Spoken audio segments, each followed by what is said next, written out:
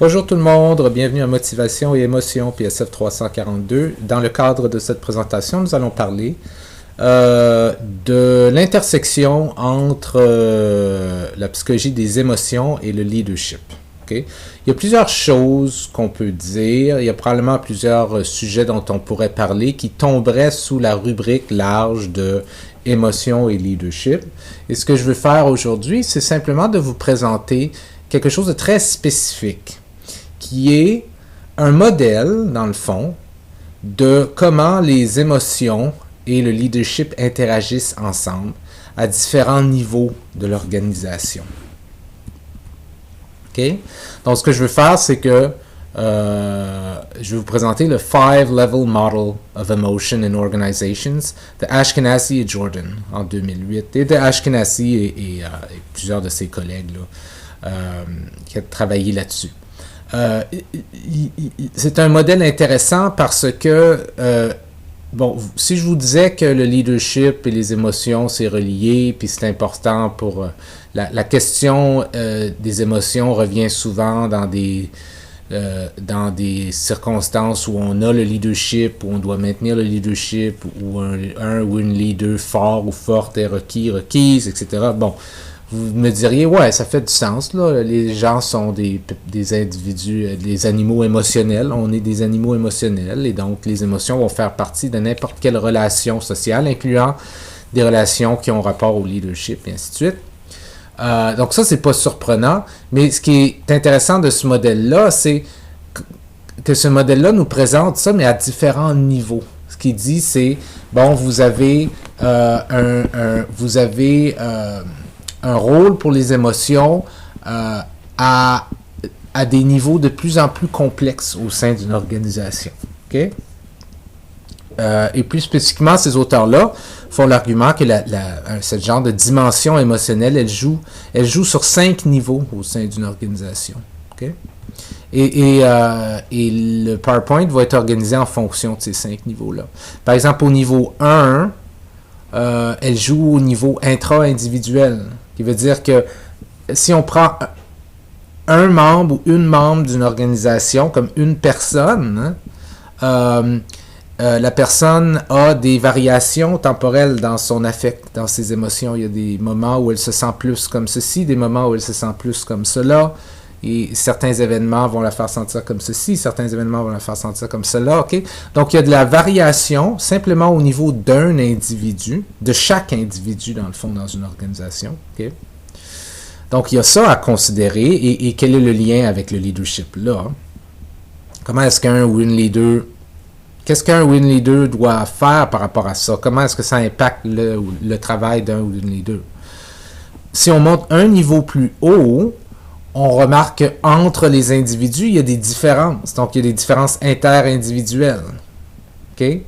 Donc, non seulement au niveau 1, il y avait des différences entre une personne elle-même à 2 points dans le temps, par rapport à quelle émotion elle ressent, mais il y a aussi des différences entre 2 ou plus d'individus au niveau inter-individuel, des variations entre les gens. Okay? Les gens diffèrent en termes de quelles émotions ils ont tendance à avoir, de quelle manière ils ont tendance à réagir émotionnellement, comment ils ont tendance à le montrer, et ainsi de suite. Okay? Donc, ces différences individuelles-là, inter-individuelles, elles ont un impact au niveau du leadership. Okay? C'est des choses que les leaders doivent prendre en compte au sein d'une organisation. Si on monte un niveau plus haut, au niveau 3, ce qu'on se rend compte, c'est que dans les interactions maintenant entre les gens, quand la personne A interagit avec la personne B, okay, dans ces genres de relations dyadiques-là, ça veut dire des interactions entre deux personnes, il va y avoir des émotions qui vont arriver, qui sont compréhensibles dans le cadre de cette interaction-là. Okay? Donc ici, il y a tout un monde émotionnel qui arrive dans les interactions entre les gens. Et un bon ou une bonne leader doit être capable de gérer ça et de comprendre les enjeux à ce niveau-là. Au niveau 4 plus haut, Il y a aussi des enjeux émotionnels au niveau de la dynamique de groupe. Donc là, si on parle plus nécessairement en termes d'échange entre deux membres, mais si on parle de tout le groupe lui-même, toute l'organisation elle-même, ok? Elle a, cette organisation-là, tout un aspect, toute une sphère au niveau des émotions, de quelle émotion c'est approprié de communiquer, comment le faire. Ça fait partie de la... bon, on va parler du niveau 5 de la culture, là, mais il y a tout un aspect émotionnel au niveau de la dynamique de groupe. Okay? Et le leadership est très relié à tout ce qui est dynamique de groupe. Donc, il y a tout un monde émotionnel là à comprendre. Et au niveau 5, il y a, au niveau encore plus haut, le climat émotionnel de l'organisation. C'est que l'organisation dont on parle, elle a un genre de climat émotionnel, elle a une certaine culture émotionnelle, et ainsi de suite. Et un bon ou une bonne leader doit être capable de connaître cette culture-là, être capable de travailler à l'intérieur de cette culture-là, possiblement modifier certains éléments de cette culture-là. Donc, la sphère émotionnelle, elle joue à plein de niveaux au sein d'une organisation. Du plus petit niveau qui est le fait que la personne X à 3 heures se sentait comme ceci, mais à 4 heures, elle se sent comme cela à la place, jusqu'à des niveaux plus hauts où est-ce qu'on ne parle plus d'individus, mais plutôt de l'organisation elle-même, qu'elle a un certain climat ou une culture émotionnelle. T'sais. Et donc, ce qu'on va faire, c'est qu'on va passer à travers chacun des niveaux, voir quelles sont certaines recherches qui ont été faites par rapport à ça, quelles sont certaines observations, certaines idées qui ont émergé au cours des recherches à chacun de ces niveaux-là. Et qu'est-ce que ça veut dire pour un ou une bonne leader? Okay? Donc, commençons au niveau 1, au niveau intra-individuel. Okay? Donc, à ce niveau-là, on est concerné par le fait que les émotions et les sentiments des individus varient au fil du temps. Okay? Au fil de la journée, au fil des heures, au fil de la semaine, ok? Émotion, humeur, voyons ça comme affect, dans le fond, tu sais. L'affect des individus varie au fil du temps. Parce que ça, je dis émotion et sentiment, j'aurais pu dire affect, ok? Il y a une variation intra-individuelle au fil du temps, ok? Cette variation est en partie une réponse à différents événements affectifs. L'idée d'événement affectif, le concept d'événement affectif, c'est ce concept que, bon, dans la vie, mais aussi dans une organisation, dans le contexte d'une organisation, du travail organisationnel, il y a des choses qui arrivent. Okay? Il y a des événements qui arrivent constamment. Les choses arrivent. Et on doit répondre à ces choses-là. Et les choses qui arrivent et la façon dont on y répond, c'est pas simplement de la nouvelle information qui arrive, puis on répond en changeant son comportement ou en apprenant la nouvelle information ou en changeant l'information qu'on avait en tête. Il y a toute une charge affective, toute une charge émotionnelle qui est rajoutée à ça. Des choses qui arrivent au travail déclenchent des émotions chez les gens. Les émotions, ces émotions-là vont avoir un impact sur la réaction des gens. Okay? Donc, c'est ça qu'on veut dire par un événement affectif. Okay? C'est cette idée que des choses qui arrivent au travail, mais dans la vie aussi, mais on reste ici dans le cadre d'un travail au niveau organisationnel, les événements qui arrivent, c'est pas juste des événements en termes d'information. Ils ont une charge émotionnelle. T'sais? Et c'est pour ça qu'on appelle ça des événements affectifs. Et l'idée, c'est que quand il arrive un événement affectif, et il peut en avoir des petits, comme par exemple la photocopieuse est cassée. Okay?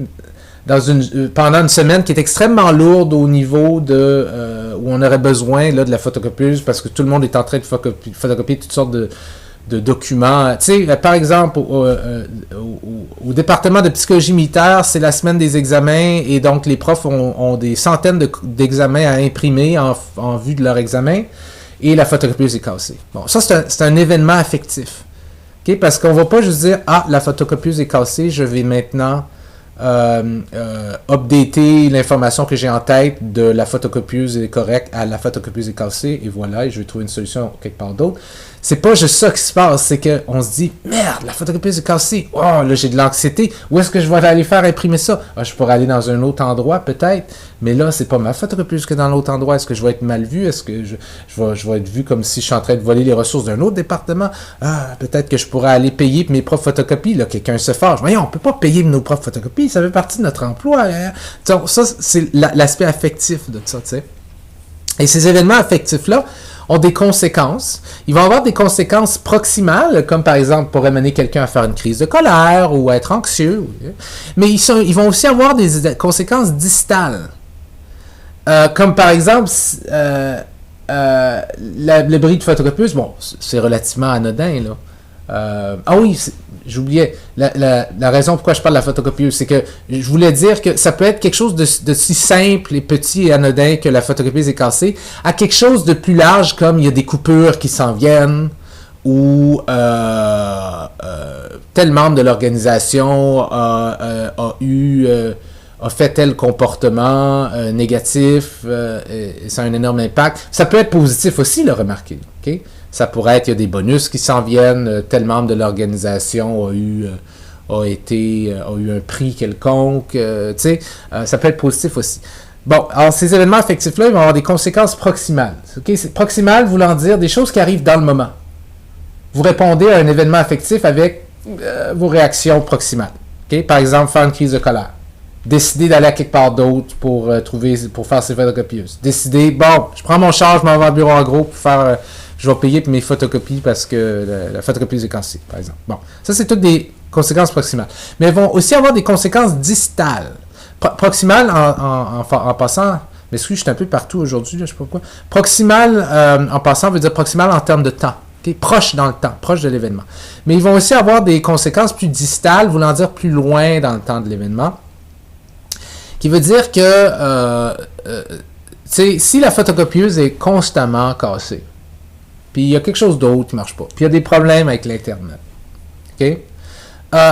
Au bout d'un moment, je pourrais graduellement avoir une attitude de plus en plus négative de mon milieu de travail. Dire, dans le fond, pourquoi je travaille ici? Il n'y a rien qui fonctionne, ils se fichent de nous, ils ne sont pas intéressés à nous donner des outils de travail qui fonctionnent, ils ne sont jamais là pour nous, Donc, ces événements affectifs-là, surtout une série d'événements affectifs, à plus long terme, au niveau distal, pourraient me faire graduellement former des attitudes, par exemple, négatives sur la satisfaction au travail, ou pourrait graduellement faire en sorte que je suis de moins en moins engagé envers l'organisation. Ou encore une fois, je reste dans le négatif parce que c'est ce qui est souvent le plus intéressant d'une certaine manière, mais c'est aussi vrai aussi au niveau positif, que des choses pourraient arriver, des événements affectifs pourraient arriver au niveau positif, faisant en sorte que je n'étais pas certain de comment satisfait j'étais avec mon travail, mais graduellement, je deviens de plus en plus satisfait, ou graduellement, je m'engage de plus en plus dans l'organisation. Okay?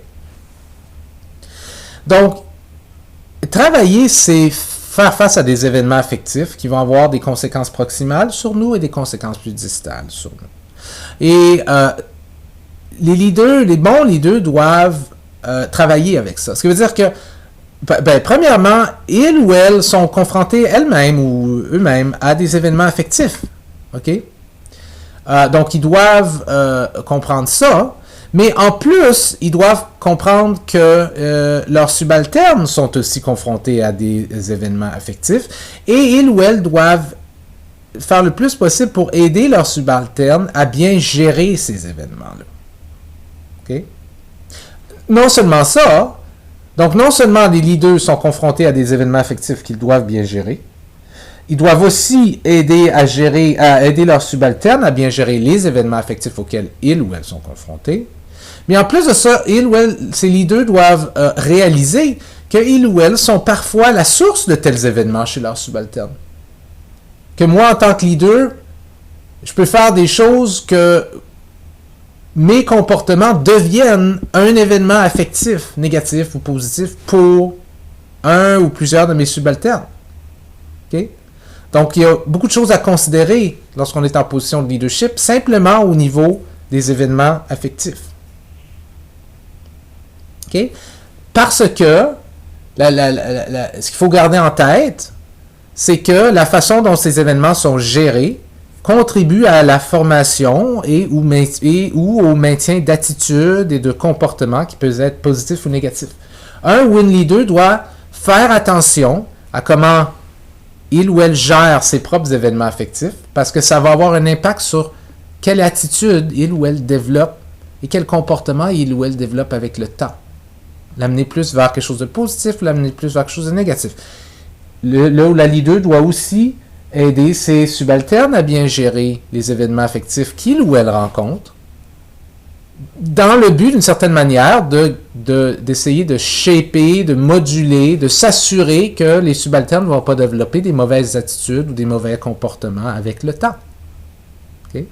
Et en plus, les leaders doivent comprendre qu'ils ou elles sont, par leur propre existence, des événements affectifs potentiels pour leurs subalternes. Ils doivent faire attention donc à comment ils se comportent pour pas devenir des événements affectifs négatifs qui vont faire en sorte que les subalternes vont développer des attitudes négatives par rapport au travail. C'est pas tous les événements affectifs négatifs, en passant, on va parler de ça, qui font en sorte que les gens vont développer des attitudes négatives. Hein. Des fois, des événements négatifs peuvent être valorisants, peuvent être renforçants, peuvent nous raffermir dans notre conviction qu'on a un bon travail et ainsi de suite. Mais il y a cette logique de base là, okay, au niveau intra-individuel. Donc, selon Ashkenazi et Humphrey, les leaders doivent modeler des réponses émotionnelles appropriées à des situations de travail complexes qui souvent ont une composante affective. Okay? Ce qui implique des compétences et un jugement considérable. C'est pas facile. Okay? Les leaders ont un rôle de modelage, de montrer quelle est la bonne façon de répondre émotionnellement à cette situation-là affective. Okay? Donc, les subalternes vont souvent regarder les leaders et dire, bon, comment lui, il voit ça, comment elle voit ça, cette situation-là. Okay? Et donc, ils vont se baser sur comment les leaders réagissent. Okay? En particulier, donc ça implique toutes sortes de compétences puis de jugement, un jugement considérable. Et plus spécifiquement, ces leaders-là doivent être capables de percevoir l'état émotionnel des subalternes et agir de manière à aider ces derniers ou dernières à réguler leur affect pour maximiser leur performance. Okay? C'est important qu'un leader soit capable de détecter que le subalterne ou la subalterne réagit d'une certaine manière émotionnelle à un événement affectif. Et d'être capable de l'aider à réguler cet affect-là, dans le cas où il ne serait pas adapté, par exemple, à la situation, pour maximiser la performance. Si on regarde juste ça d'un point de vue performance, OK? Peut-être façon de regarder ça plus d'un point de vue humain. Puis les bons leaders ne sont pas constamment tout le temps à propos de la performance. Ils sont aussi... ça va plus profondément que ça, mais une grande partie du leadership est quand même reliée à la performance, veut pas. T'sais? Et l'idée, c'est que c'est pas tous les leaders qui sont bons à ça. Certains leaders vont moins porter attention aux états émotionnels de leurs subalternes, moins les valoriser. Certains vont être plus efficaces pour les détecter, pour les comprendre, vont plus les valoriser. Certains pourraient être même trop sensibles aux états émotionnels de leurs subalternes. Où là, ça deviendra un problème. T'sais? Donc, il y a un juste milieu à essayer de trouver là. Et certains leaders sont plus qualifiés que d'autres avec ce type de tâches-là. Okay? Donc, un petit peu en résumé du niveau 1, ce qu'on a besoin quand on considère juste le rôle des émotions dans le cadre organisationnel au niveau 1, ce qu'on a besoin pour être un ou une bonne leader, c'est d'être capable de comprendre que la vie organisationnelle, c'est une série d'événements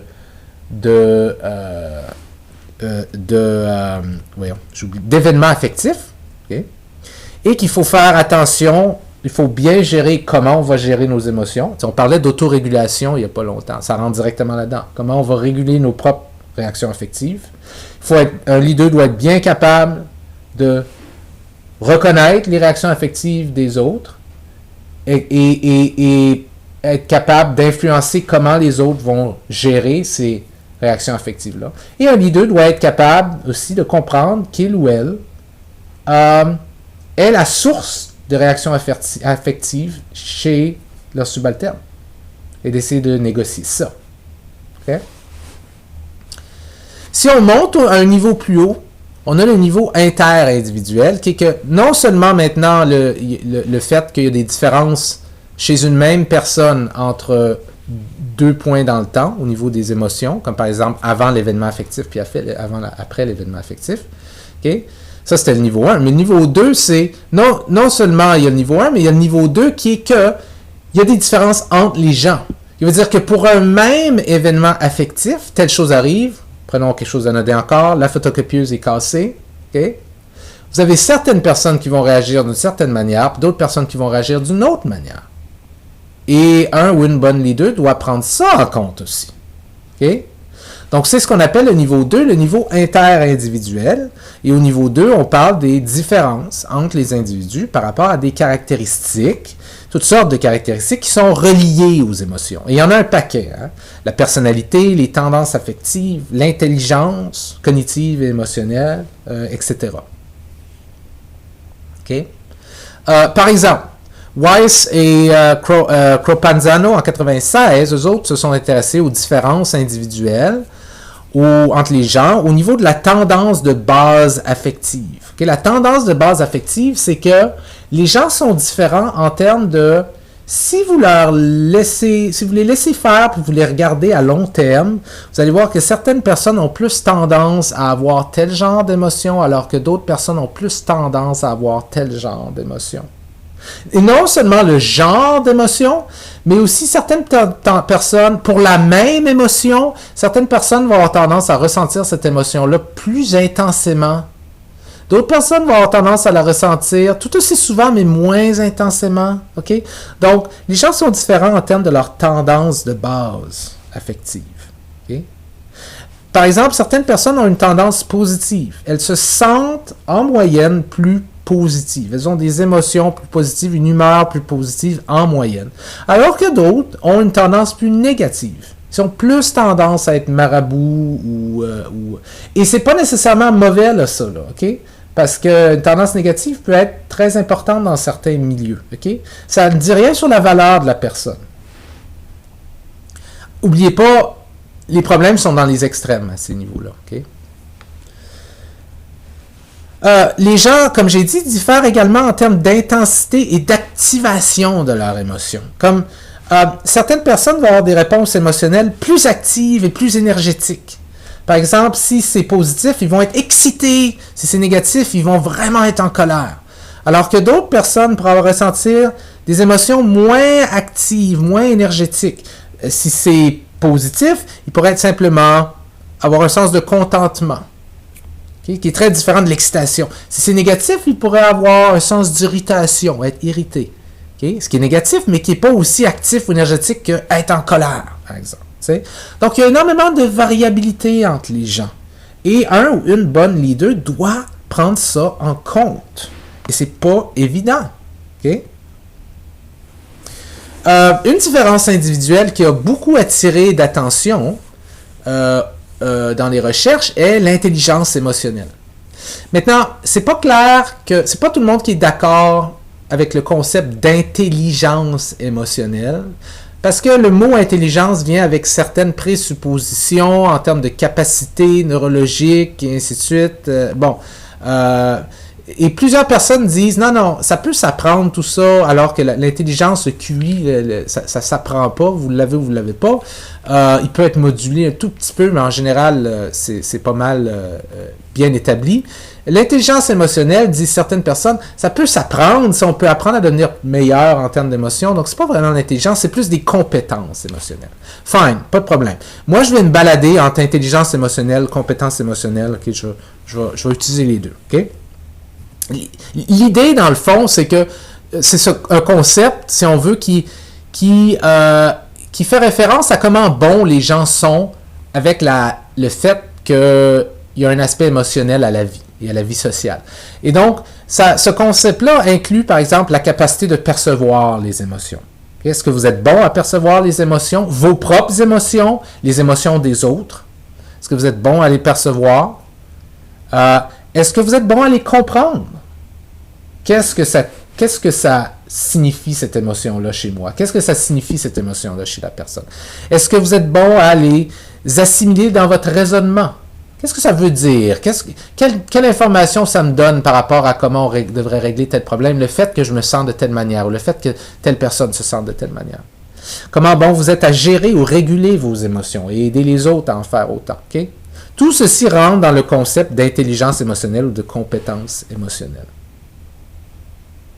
Okay? Donc, c'est énormément, c'est un gros morceau du travail de leadership. Okay? Des études, par exemple, montrent que le niveau d'intelligence émotionnelle de quelqu'un prédit le leadership émergent. En d'autres mots, les gens qui, dans un groupe, ont plus tendance à naturellement émerger en tant que leader sont des gens qui ont tendance à avoir un plus haut niveau d'intelligence émotionnelle. Okay? Ça prédit aussi l'efficacité globale du leadership. Comment efficace le leader est, okay, est prédit par son niveau d'intelligence émotionnelle. Quel genre de technique au niveau de leadership transformatif est-ce que quelqu'un va utiliser est prédit par comment fort ou forte il est en termes de compétences émotionnelles ou d'intelligence émotionnelle. Donc, c'est vraiment important pour un ou une leader d'avoir des bonnes compétences émotionnelles, d'avoir un bon niveau d'intelligence émotionnelle. OK? C'est peut-être pas tout. Okay? Parce que j'entends certaines personnes dire « Ah, donc être un bon leader, c'est avoir des bonnes compétences émotionnelles. » Oui, mais c'est pas nécessairement tout. C'est toujours plus compliqué que ça, évidemment. Et dans certaines études, on remarque, par exemple, que l'importance de l'intelligence émotionnelle varie parfois selon la nature de la tâche. Tu sais. Par exemple, si on cherche à prédire le rendement individuel de quelqu'un, son intelligence cognitive, son QI, prédit mieux son rendement individuel.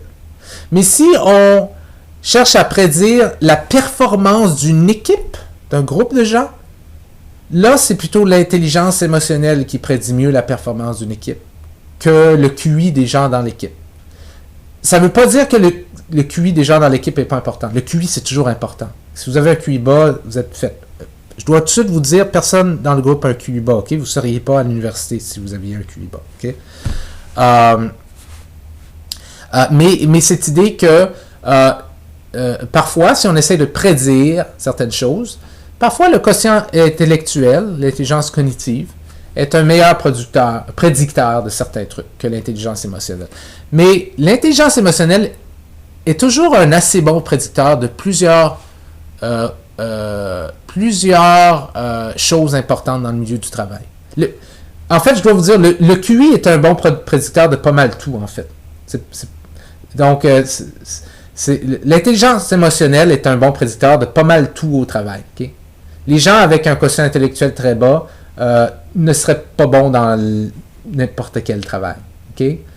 Pas parce que c'est des gens mal intentionnés, ou parce que ça prend un quotient intellectuel pour être capable de suivre les règles, d'appliquer les choses, de s'adapter à certains changements, ainsi de suite. Okay? Traiter l'information. Okay? Mais l'intelligence émotionnelle est aussi très importante. Okay? Très, très importante. Pour leur part, Hayden et ses collaborateurs en 2005 ont constaté qu'un leadership maximalement performant était associé avec des scores élevés d'intelligence cognitive et émotionnelle. Et dans le fond, ça dit ce que je viens de dire, dans le fond. C'est que le QI, c'est tout le temps important. Okay? Le QI est tout le temps important dans tout dans la vie. Okay? La vie est plus dure lorsqu'on a un QI bas. Okay? Ça ne veut pas dire qu'on est moins... on a moins de valeur en tant que personne lorsqu'on a un QI bas, mais la vie est plus dure lorsqu'on a un QI bas. Okay? Parce que l'information est plus difficile à traiter. Donc, le QI haut, le fait que QI est important dans n'importe quoi qui a rapport à la performance, ça, c'est comme complètement normal. Mais ce qui est intéressant, c'est que dans certaines tâches, des recherches suggèrent que le QI et l'intelligence émotionnelle sont tous les deux importants. Okay? L'intelligence émotionnelle est très importante. C'est ça que j'essaie de dire. Okay?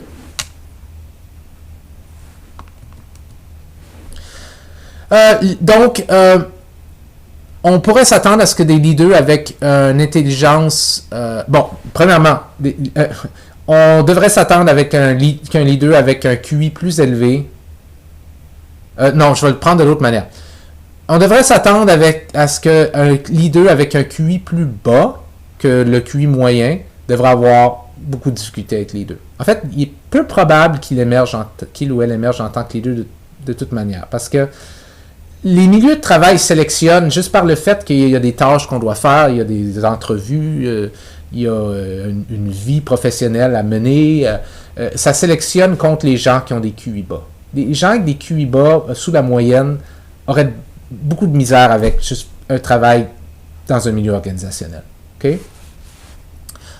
Donc, on a au moins, tu sais, donc, ce qui veut dire que les gens qui vont émerger en tant que leaders, qui vont se retrouver dans un poste de leadership dans la vie, ce sont soit des gens qui ont un QI complètement moyen, dans la moyenne, standard, tu sais, ou un QI plus élevé, l'un ou l'autre. OK? Donc, c'est clair que le QI a un rôle à jouer là-dedans, mais l'idée, c'est que même si vous avez un QI standard ou un peu élevé, vous pourriez varier en termes de votre intelligence émotionnelle. Je veux dire que certains de vous pourraient être moins intelligents au niveau émotionnel, je devrais dire compétents, moins compétents au niveau émotionnel, ou certains pourraient être plus compétents au niveau émotionnel. OK? Et ça va avoir un énorme impact. Et l'idée, c'est que les leaders qui vont être plus compétents au niveau émotionnel vont être des meilleurs leaders. Okay? Les recherches suggèrent aussi l'importance de l'empathie. Okay? La logique étant que les leaders plus empathiques s'en tirent mieux dans leur rôle de leadership. Mais il faut faire une distinction entre l'empathie passive et l'empathie active. Okay? C'est une distinction qui est faite entre autres par Kellett et ses collaborateurs en 2006. Okay? Qui disent qu'il y a une différence entre un ou une leader qui ressent les émotions des autres, qui est capable de s'imaginer les émotions des autres, okay, qui est la forme passive, et un leader qui crée un lien émotionnel, actif, bidirectionnel, dans lequel il ou elle ressent et comprend les émotions des autres, mais il ou elle aussi influence les émotions des autres. Et ça, c'est plutôt la forme active. OK? Donc, il faut faire une distinction entre la forme passive et la forme active. Et ces auteurs-là, Kellett et collaborateurs, ont trouvé que dans certains contextes de travail, l'empathie active était un des meilleurs prédicteurs du leadership émergent, c'est-à-dire de qui émerge en tant que leader dans un groupe. Même possiblement un meilleur prédicteur que le QI. OK? Ce qui ne veut pas dire que le QI était un mauvais prédicteur. OK? Donc, tout ça pour dire qu'il y a des choses qui sont extrêmement importantes pour les deux. Un QI moyen ou plus. OK? À ce niveau-là, pas de problème. Tout le monde qui est dans un milieu organisationnel a un QI moyen ou plus. Okay? Un niveau d'intelligence émotionnelle fort, des compétences émotionnelles fortes. Une capacité d'empathie active forte. Okay? Tout ça, ce sont des bonnes choses pour un leader, au niveau inter-individuel. Dans le sens que ce n'est pas tous les leaders qui ont ces capacités-là, de la même manière. Okay. Les leaders se distinguent aussi sur certaines caractéristiques comme la connaissance de soi, okay? Dans ce qu'on appellera en anglais le self-awareness, qui est la capacité d'être consciente ou conscient de notre propre état interne et de nos interactions, de nos relations avec autrui. La capacité, dans le fond, de se regarder de manière détachée puis de dire, OK, qu'est-ce que je ressens présentement? Comment est-ce que je me comporte avec telle personne? Qu'est-ce que je suis en train de faire dans telle relation? Cette self-awareness-là, cette connaissance de soi est importante pour les leaders. Et encore une fois, plus qu'on est au niveau inter-individuel, la logique ici, c'est que les leaders qui sont plus forts sur ce trait-là vont être des meilleurs leaders que les leaders qui sont plus faibles sur ces traits-là. Okay? Okay? Donc, les leaders doivent prendre en compte qu'il y a des différences inter-individuelles chez leurs subalternes, mais ce dont je parle plus ici, c'est qu'ils doivent aussi, on doit aussi comprendre qu'il y a des différences inter-individuelles entre les leaders. Certains leaders sont meilleurs que d'autres leaders. Et ça va avoir un effet énorme. Okay? Et meilleur sur certaines dimensions, dont l'intelligence émotionnelle, l'intelligence cognitive, la connaissance de soi, l'empathie, et ainsi de suite. Ce type de capacité-là jouerait un rôle dans la régulation de l'humeur chez les leaders et leur capacité d'aider leurs subalternes à en faire autant. Okay? L'empathie, la connaissance de soi. Ça. Okay? Bien se connaître, être bien conscient de ce qu'on ressent dans le moment, de ce qu'on vit dans le moment, de comment on se comporte, de comment les autres nous voient, ça a un énorme impact sur notre capacité de réguler notre humeur et d'aider nos subalternes à en faire autant. Okay? Et entre autres, Sosik et Megarian, en 1999, ont constaté que la connaissance de soi était associée à la performance des leaders, à leur évaluation positive de la part des subalternes. Okay? Et la logique un peu, c'est que les leaders qui sous-évaluent ou qui surestiment leur propre capacité, okay? ce qui veut dire dans ce cas-ci une mauvaise connaissance de soi, ils ont tendance à être perçus négativement par leurs subordonnés. Okay? Donc, la connaissance de soi est très importante. Ça va avoir un impact sur comment les gens vous voient en tant que leader. Les leaders aussi qui manquent de connaissance de soi sont plus susceptibles de réagir de manière inappropriée aux événements affectifs. Okay? Un leader qui n'est pas capable de voir, de comprendre de manière détachée qu'est-ce qu'il est en train de faire et comment ça impacte les autres et comment il est en train de contribuer à une certaine situation, il y a plus de chances de se mettre les pieds dans les plats. Okay? Pensez par exemple à quelqu'un qui se moquerait d'un ou d'une subordonnée qui n'a pas accompli une tâche particulière, okay? Alors que les autres membres de l'équipe estiment que ce ou cette subordonnée-là mériterait plutôt de la sympathie parce qu'il y a quelque chose qui leur est arrivé qui leur a empêché d'accomplir la tâche. Quelque chose qui était hors de leur contrôle, quelque chose de négatif. Okay, ben, un leader qui se moquerait ne comprendrait pas là, que ce qu'il est en train de faire n'est pas correct. Là. Parce qu'il ou elle n'aurait pas une bonne connaissance de soi. Il n'est pas en train de remarquer ce qu'il est en train de faire. Okay? Et donc ça aurait un impact négatif sur la façon dont ce ou cette leader-là est perçu. Donc en résumé du niveau 2, si on prend tout ça de manière globale, les leaders efficaces diffèrent les uns des autres. Okay? Et ils diffèrent de leurs subalternes aussi de différentes manières. Et il y a des différences entre les subalternes aussi. Donc, on s'intéresse vraiment à toutes les différences interindividuelles au niveau 2. Okay? Ces différences peuvent être par rapport à la tendance plus élevée à l'affect positif. Okay? Et dans le fond, une des choses qu'on peut faire, c'est se demander, OK, si les gens diffèrent les uns des autres, si les leaders diffèrent des uns des autres, comment est-ce qu'un bon leader doit être différent des autres? OK, un bon leader devrait être différent dans le sens où il ou elle devrait avoir une tendance plus élevée à l'affect positif. OK?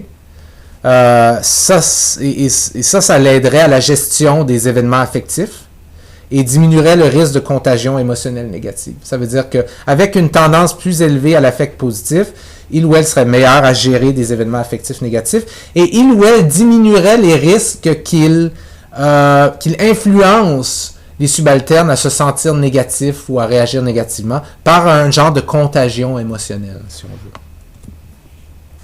Les leaders efficaces devraient avoir aussi une expérience plus active et plus intense d'état émotionnel positif et moins actif, moins intense d'état émotionnel négatif.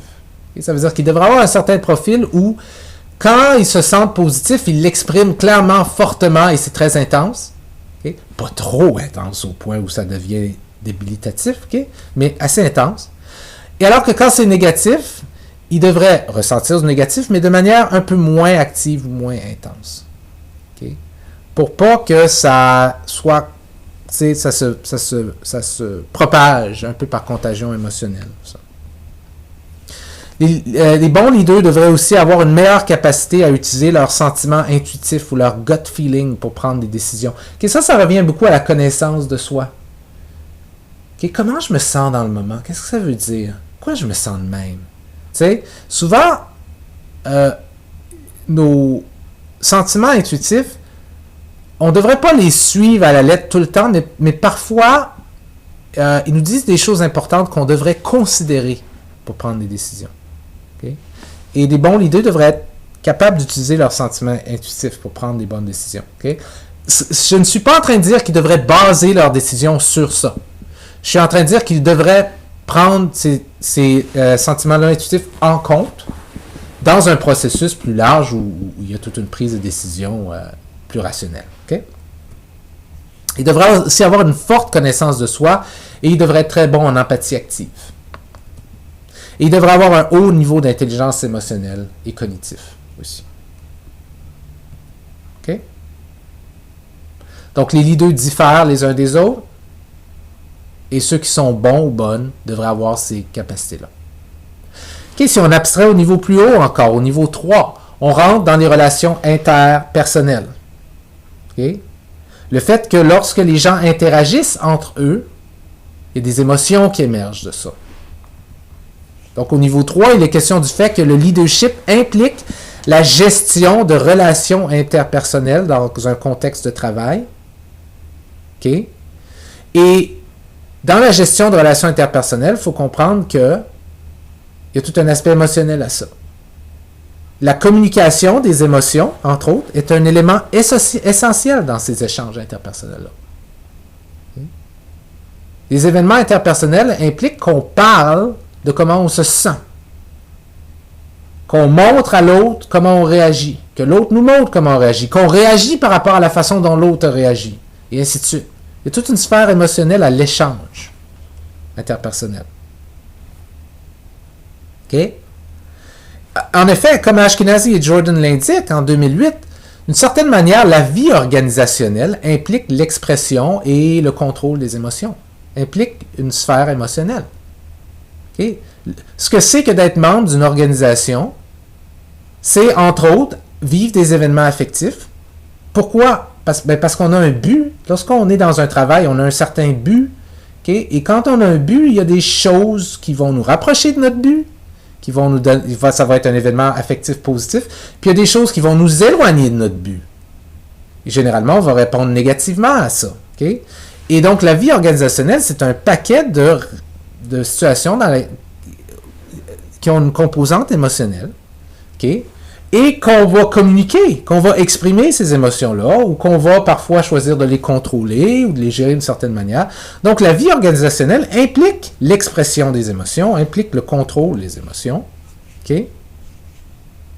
En d'autres termes, les relations interpersonnelles au travail sont contraintes en fonction de la manière dont les gens expriment et contrôlent leurs émotions.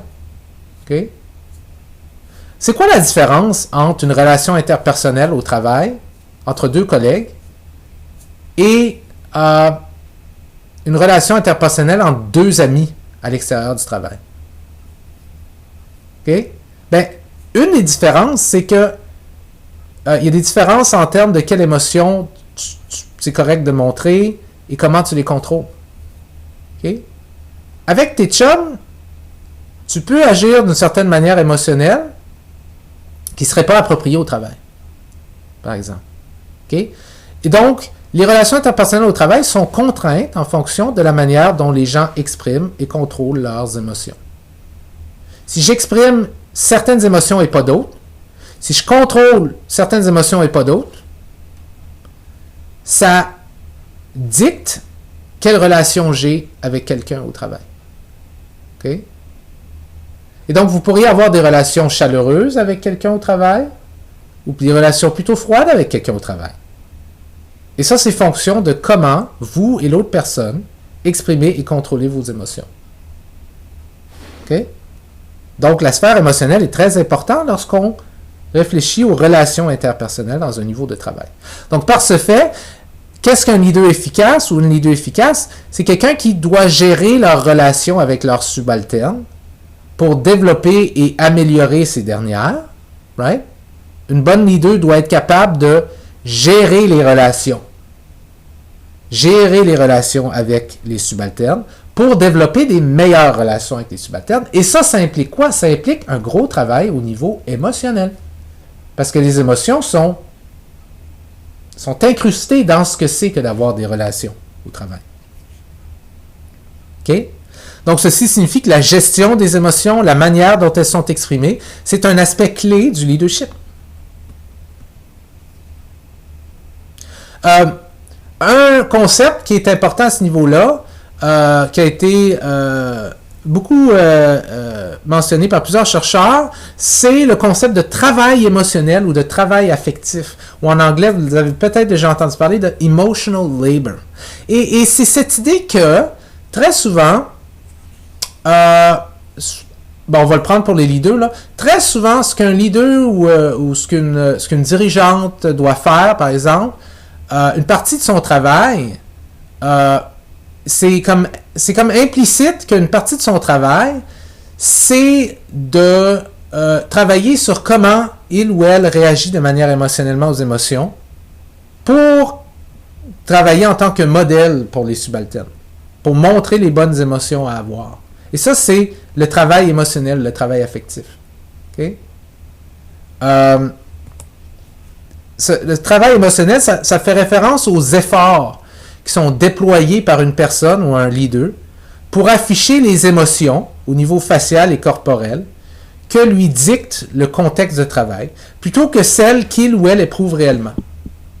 Et bref, c'est l'expression des émotions au service du travail. Comme moi, en tant que prof, si je rentre en classe, puis je suis vraiment très en colère par rapport à quelque chose de personnel qui m'est arrivé, en tant que prof, j'ai la responsabilité de ne pas laisser cette colère-là qui m'a envahi sortir pendant mon cours parce que ça n'a pas rapport au cours. OK? Si un étudiant ou une étudiante dit quelque chose que pour une raison ou une autre, je trouve drôle, mais que je sais que ça serait perçu comme si je me moque de l'étudiant ou de l'étudiante si je riais devant tout le monde, j'ai comme responsabilité de ne pas rire et devant dans la face de la personne, par exemple, devant la classe. OK? Et donc, le travail émotionnel fait référence à tous les efforts que vous, dans votre emploi, allez déployer, que moi, dans mon emploi, je déploie, et que les leaders déploient, pour afficher les émotions qui sont appropriées selon le contexte de travail, plutôt que celles que vous éprouvez réellement. OK? Et l'idée, c'est pas qu'on est constamment en train de cacher nos émotions. OK? Ça m'est jamais arrivé, en fait, que j'ai essayé de pas rire pour pas donner l'impression que je me moquais de quelqu'un. Ça c'est jamais arrivé. Ça m'est déjà arrivé d'être fâché de quelque chose de ma vie personnelle et de ne pas le montrer en classe. Mais généralement, on se sent... ce que je veux pas dire, c'est qu'on est constamment en train de mentir dans un contexte de travail par rapport aux émotions. Mais il reste qu'il y a des émotions appropriées puis d'autres pas appropriées et qu'on doit faire un certain travail pour afficher celles qui sont appropriées et ne pas afficher celles qui ne le sont pas. Donc, c'est vraiment l'expression des émotions au service du travail. C'est une bonne description. Okay? En situation de travail émotionnel, un ou une leader adopte en quelque sorte un rôle. Okay? Comme moi, en tant que professeur, c'est un rôle que j'adopte. Okay?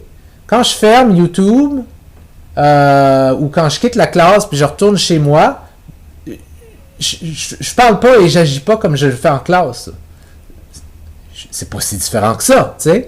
Mais c'est pas la même chose.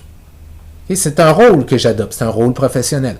Et même chose avec les leaders. Un ou une leader doit être capable d'adopter en quelque sorte un rôle, et ce personnage-là doit faire partie de lui ou d'elle sans pour autant être lui ou elle dans son entièreté.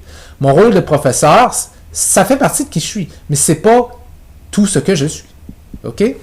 Et même chose pour vous en position de leadership. Okay? Et ce rôle-là, il implique un certain travail émotionnel. D'une certaine manière, un certain travail d'acteur. Okay? Pour que les réactions émotionnelles que je montre, que vous montrerez, fit avec le rôle. Okay? Et ce n'est pas une question de mentir ou de manipuler, mais c'est simplement une question de bon sens. On le fait naturellement de toute façon. Okay? Le travail émotionnel sert en partie à améliorer l'efficacité au travail. Okay? Le leader va travailler émotionnellement de manière à lui permettre d'envoyer les messages émotionnels auxquels les subalternes s'attendent. Mes subalternes s'attendent à un leader fort. Donc, quand je vais annoncer cette nouvelle, je ne vais pas pleurer. OK? Les subalternes s'attendent à un leader qui est attentif à eux autres et concerné. Donc, quand on va me parler de telle chose dans la réunion, je ne vais pas me mettre à rire, même si je trouve ça un petit peu ridicule, je ne vais pas me mettre à rire parce que je veux démontrer que je porte vraiment attention. Et c'est pas de la manipulation, parce que d'une certaine manière, peut-être qu'il y a quelque chose à apprendre là et je devrais quand même porter attention, même si un côté de moi trouve ça ridicule. Tu sais, par exemple. Tu sais. Sans ce processus-là, des réactions émotionnelles surprenantes ou ambiguës ou non attendues agiraient à titre de distracteur. Un leader qui va agir de manière surprenante, ou agir de manière ambiguë, ou agir de manière non attendue, ça peut souvent être distracteur pour les subalternes, et ça peut parfois être source même de confusion ou source d'anxiété, parce qu'on ne sait jamais. Des fois, le leader, quand on lui approche avec tel problème, il réagit vraiment avec empathie, puis avec écoute, puis des fois, il rigole, puis il a l'air complètement à s'en foutre. T'sais? Là, je vais lui amener un problème, mais quel genre de leader je vais avoir aujourd'hui? Est-ce que je vais avoir... Est-ce qu'il va réagir comme ça, ou est-ce qu'il va réagir de même aujourd'hui? On ne le sait pas, ça a tendance à être imprévisible. C'est mauvais, ces genres de trucs-là. Lorsque les personnes qui interagissent au travail n'ont pas à faire face à des expressions émotionnelles hors caractère, comme par exemple des rires lorsque quelque chose ne va pas, les choses ont tendance à fonctionner plus en douceur. C'est quand vous avez des réactions non attendues, ambiguës ou c'est pas clair, les choses ont tendance à être plus tendues. Okay? Une des choses que c'est que d'être un bon leader, c'est d'avoir des émotions appropriées de manière constante. Okay? C'est d'être le ou la modèle par rapport à la réaction émotionnelle à la situation. Okay? Et c'est pas un rôle facile. Okay? Lewis, en 2000, a montré que lorsque les dirigeants affichent des émotions négatives mais qui sont jugées inappropriées, ce qui veut dire incongrues pour la situation, ils ou elles sont jugés comme moins efficaces par leurs subalternes. Okay? Donc, l'idée ici, c'est inapproprié. Les leaders qui montrent des affiches, des émotions négatives, mais qui sont jugées appropriées, n'auront pas ce problème-là. Okay? Le travail émotionnel est un ingrédient donc vraiment essentiel du leadership transformationnel, entre autres. Okay? Les leaders qui emploient le travail émotionnel seraient plus susceptibles d'être perçus en tant que des leaders transformationnels. Okay? C'est le genre de choses, le genre de leadership qui nous intéresse de plus en plus. Okay? Et donc c'est vraiment important le travail émotionnel, cette capacité d'être un bon modèle au niveau émotionnel. Okay? Et de faire ça, même si ça ne représente pas comment on se sent vraiment à l'intérieur, ou ça ne représente pas complètement comment on se sent à l'intérieur. Okay? Je vais arrêter ici, parce que j'ai une petite réunion à ce moment-ci. Lorsqu'on va revenir, toutefois, on va voir qu'il y a différents types de travail émotionnel et que le travail émotionnel peut avoir un prix, un coût à payer pour les leaders parce que ça peut avoir un impact négatif. Okay? On se laisse là-dessus. À la prochaine.